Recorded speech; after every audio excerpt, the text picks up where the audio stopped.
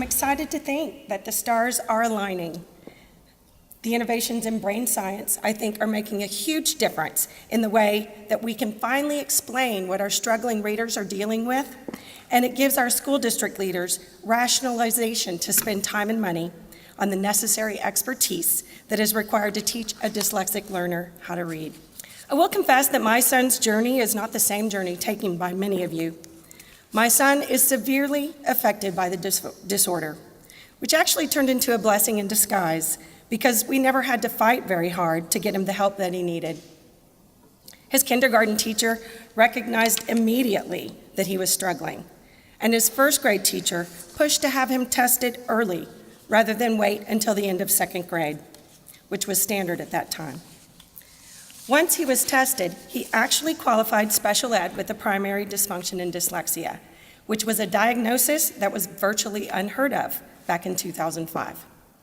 So in that sense, I realize we have been lucky because I know that many students go undiagnosed for years, and that fact breaks my heart. But I'm happy to say that Austin ISD, under the direction of Dr. Paul Cruz, is working hard right now to rewrite that story. Back when my son was diagnosed, the Scottish Rite Learning Center was providing after-school learning academic language therapy. My son was admitted during the summer of 2005 before second grade. However, that was also the time that Scottish Rite was introducing the Take Flight program. And that meant that there were not enough people trained to teach Take Flight to give it to second graders. So my son was released. After many tears, I realized that this was going to be my special challenge and become my unchosen expertise. Over the next few months, I found a current special education teacher at our school who was willing to get trained and Take Flight and become a certified academic language therapist. Together, we worked with our school principal and discovered that he was willing to allow that teacher to fully implement the Take Flight program and the strategies with integrity during the school day for any child who needed it. Lastly, I convinced the school's PTA to pay for the teacher's training. My son, whose name ironically is Reed, began receiving academic language therapy at his school during school hours by an AISD teacher when he was in the third grade. In my mind, I thought, wow, if I can do that once, I can do that everywhere. We should get this in every school. So off I went on that mission. What I quickly learned is that not every school has a current teacher willing to go through the rigorous training. Not every school has a principal enlightened or creative enough to allow the teacher to provide this strategy to students during the school day. Not every parent will allow his or her child to be pulled out of a regular class during the school day. And finally, go figure, but I did not have the same influence within the schools or PTAs where my children did not attend. But I kept plugging and was able to get a few more teachers trained, including one in middle school.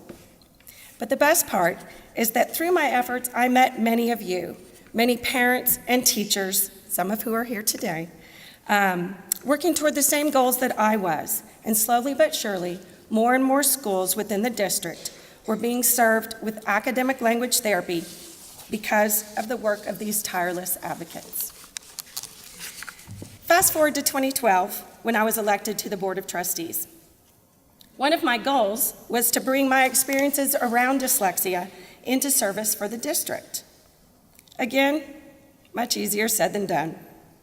But about a year after my election, I met Dr. Robillard, who had recently rejoined the district, and I knew right then that times were changing.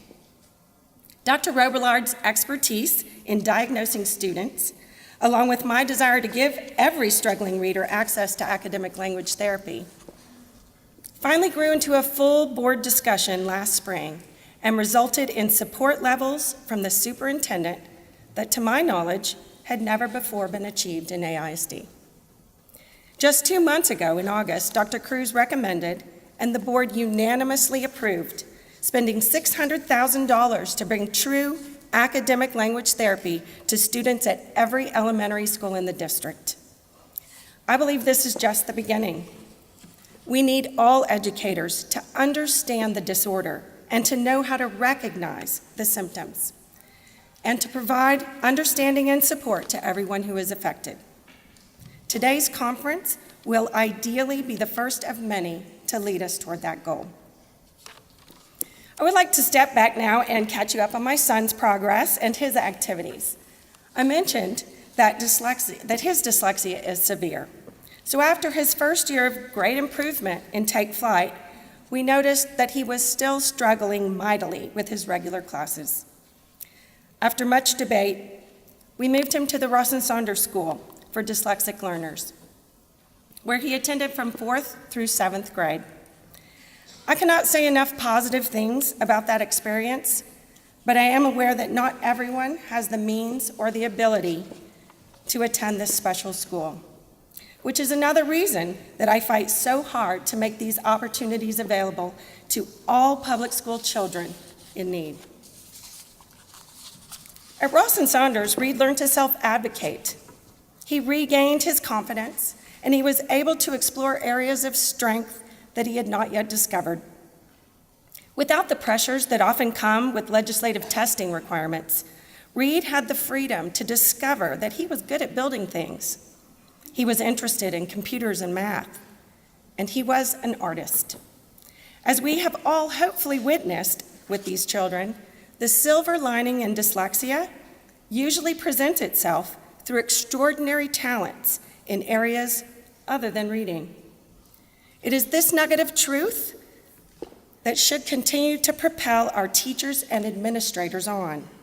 If given the proper supports and encouragement, I have no doubt that our dyslexic learners are capable of truly changing our world. Reed has continued to hone his skills while a student back in AISD. In fact, over the past year, as you just heard from Rachel, he has started a business, which is one of today's conference sponsors. Honkin' Bonkers, LLC, was created after Reed made up that word. Again, ironically, a word. Honkin' Bonkers means awesome and amazing. On his own time, and completely unbeknownst to us, his parents, he researched how to get words into the dictionary. He spent about 6 months taking the steps necessary to make that happen, watching TED Talks and emailing with professors all around the country. He did such things as uploading the word into the Urban Dictionary and Webster's open source dictionary.